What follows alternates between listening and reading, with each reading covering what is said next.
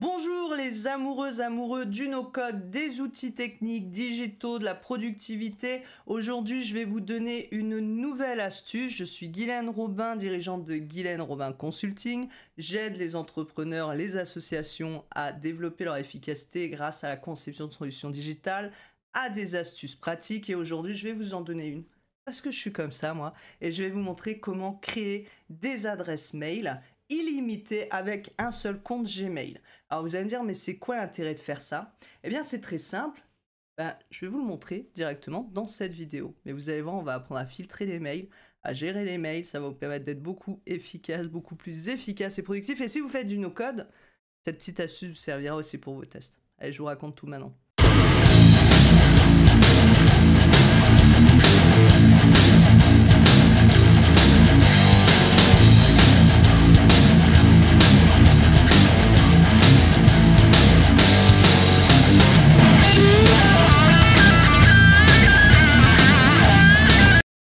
Alors, on va déjà voir comment ça marche, comment ça fonctionne et c'est quoi cette histoire. On va me dire, mais Guylaine, comment c'est possible d'avoir plusieurs adresses mail avec une seule? On comprend pas ce que tu veux nous dire. Eh bien, c'est très simple en fait. Voici comment ça marche. Alors, juste pour information, cette petite technique fonctionne avec Gmail. Je ne suis pas certaine que ça marche avec tous les opérateurs de boîte mail. Donc, vous pouvez essayer si vous utilisez Outlook ou autre, mais sachez que des fois, ça peut être bloqué sur certains serveurs de mail. Donc voilà, avec Gmail, ça fonctionne, à voir avec les autres. Alors, comment ça marche? Vous avez par exemple une adresse mail standard. Imaginons que vous appelez toto@gmail.com. Et vous allez créer une nouvelle adresse mail, mais dans cette même boîte mail, avec un suffixe que vous allez ajouter derrière un plus à l'adresse, avant le arrobas. Par exemple, toto plus suffixe ici, @gmail.com, et là, hop, vous avez créé une nouvelle adresse ou ce qu'on appelle un alias dans votre boîte mail principale. C'est-à-dire que tous les mails que vous allez envoyer à toto plus suffixe, alors n'écrivez pas suffixe, hein, je vais vous montrer des exemples juste après de choses que vous pouvez utiliser.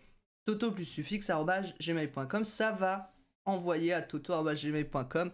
Mais le gros intérêt, vous allez voir après, c'est que ça va vous permettre de faire des filtres et beaucoup d'autres choses aussi. Alors par exemple, si vous vous inscrivez à des newsletters pour trier facilement vos mails, vous pourriez donner quand vous inscrivez l'adresse toto plus newsletter@gmail.com. Pour trier les mails professionnels, si vous travaillez sur différents projets, toto plus projet ou le nom du client pour qui vous travaillez @gmail.com. Pour s'inscrire à un site web spécifique, toto plus site web @gmail.com. Je pense que vous avez compris un petit peu la logique. Alors je vous fais une démo comment ça fonctionne et on va voir après les différents intérêts. Allez, c'est parti pour la démo. Ici, par exemple, je suis dans ma boîte mail et donc je vais, imaginons, bon, je m'écris avec mon propre mail, hein, bien sûr, mais imaginons, je me suis inscrite à une newsletter et j'ai donné l'adresse. Donc je vais mettre... Alors Psychergo, c'est mon ancien nom d'entreprise, maintenant c'est grobin.fr. Et j'ai toujours cette adresse mail, parce que Grobin n'était pas disponible sur Gmail, ou sinon c'est contact@grobin.fr pour information. Mais cette astuce du +1 ou plus suffixe ne fonctionne pas avec les adresses contact@nom-de-domaine.com. Donc je garde toujours cette ancienne adresse Psychergo. Alors Psychergo 54, je vais mettre plus news, par exemple, @gmail.com. Imaginons c'est quelqu'un d'autre que moi qui m'écrit. Objet, newsletter pour Guylaine. Je mets pas de texte et on envoie. Normalement, qu'est-ce qui se passe ici? Et on voit que boîte de réception, j'ai bien reçu le mail.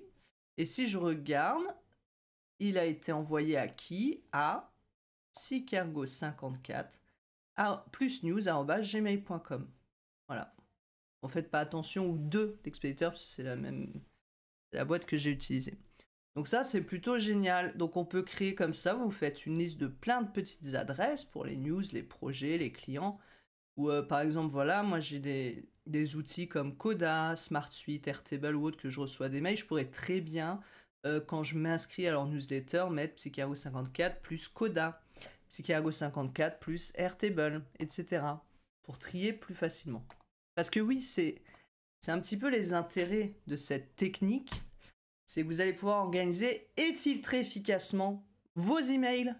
Puisque je vais vous montrer après, dans Gmail, vous pouvez créer des filtres pour organiser automatiquement les mails que vous recevez et donc ceux qui sont aussi envoyés à des alias spécifiques. C'est là toute la magie des choses. Avant, quand je m'inscrivais à des newsletters, je voulais les classer dans des dossiers, par exemple, newsletters à lire. Et j'étais obligé de reprendre toutes les adresses de toutes les news que je recevais. Donc là, j'ai juste à donner mon adresse psycharo54 plus news@gmail.com et je sais que tous les mails reçus à cette adresse iront dans le bon dossier.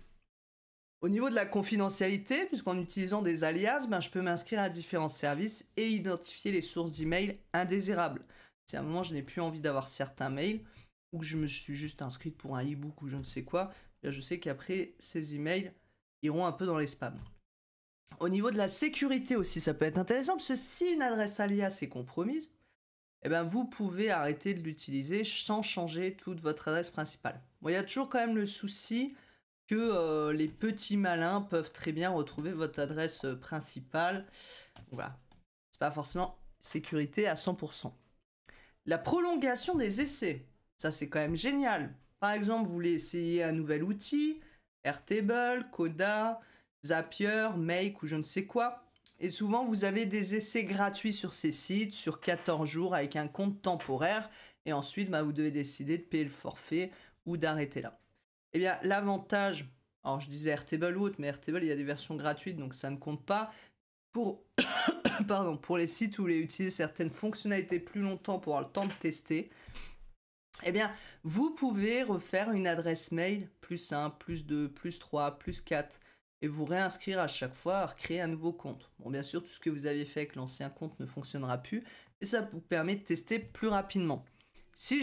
Plus longuement, si je vous donne cet exemple, c'est pas non plus pour gruger non plus, parce que cette méthode, elle est possible, mais il y a quand même des aspects techniques et légaux.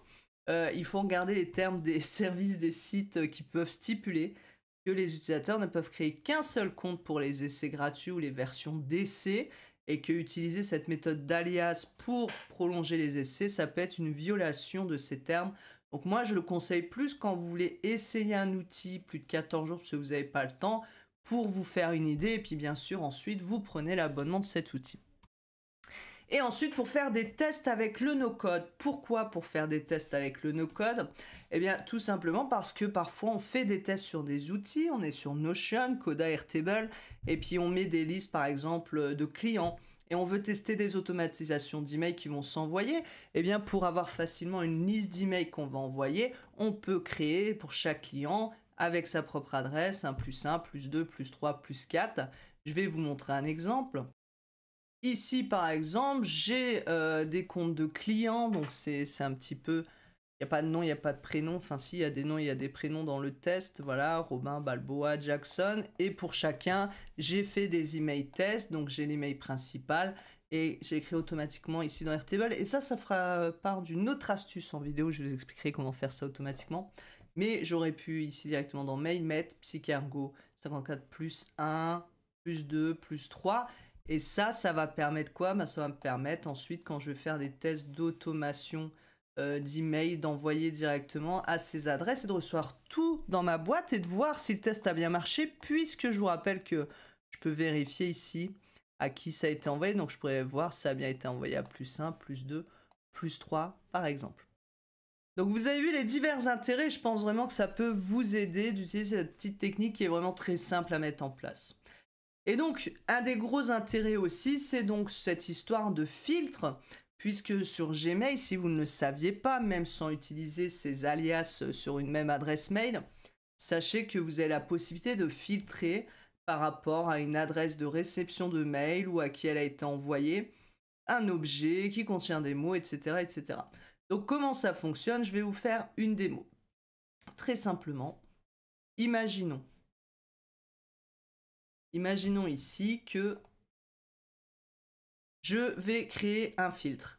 Je vais ici, alors je vais enlever ma petite tête là, tic, tic, me mettre en bas là. Donc je vais aller ici, vous avez une petite roue dans paramètres, voir tous les paramètres. Et vous avez ici libellé. Donc libellé, c'est quoi déjà? Ça vous permet de créer ces libellés qu'on voit sur la partie gauche de Gmail ici, pour classer ensuite des dossiers dedans. Donc ça, c'est déjà très pratique. Et quand vous recevez un mail, vous pouvez l'ouvrir et dire ici déplacer vers ou libeller et dire bah ça, ce sera newsletter et ensuite je le déplace vers et on verra, hop, ici si je fais archiver, il ne sera plus dans ma boîte de réception, mais je le retrouverai toujours ici dans newsletter. Donc ça, c'est plutôt pratique. Mais on n'est pas obligé d'archiver, on peut le laisser dans la boîte de réception. Ça, c'est à vous de voir ce qui vous arrange le mieux, j'ai envie de dire. Donc, je vais dans ma petite boîte maintenant, dans mes paramètres, et je vais créer des filtres. Et dans ces filtres, en fait, je peux créer directement un filtre ici. Ou alors, je peux très bien, quand je suis sur la page principale de ma boîte mail, ici, vous voyez, afficher les options de recherche, je peux créer un petit filtre. Et si je suis par exemple directement sur l'email, eh bien que je fais créer un filtre, vous voyez, il va me mettre automatiquement rechercher newsletter. Donc on va faire simple, je vais ici mettre tout ce qui est envoyé à psychergo54@news, n'importe quoi, news@gmail.com.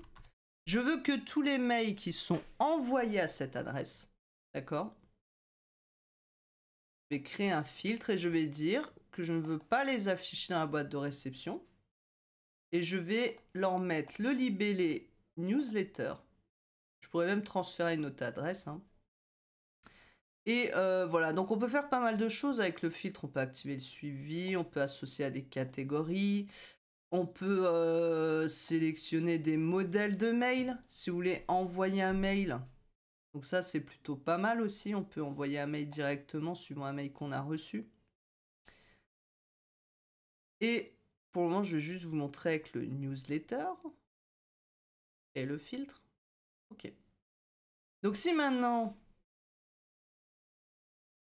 je reçois un mail, psychergo.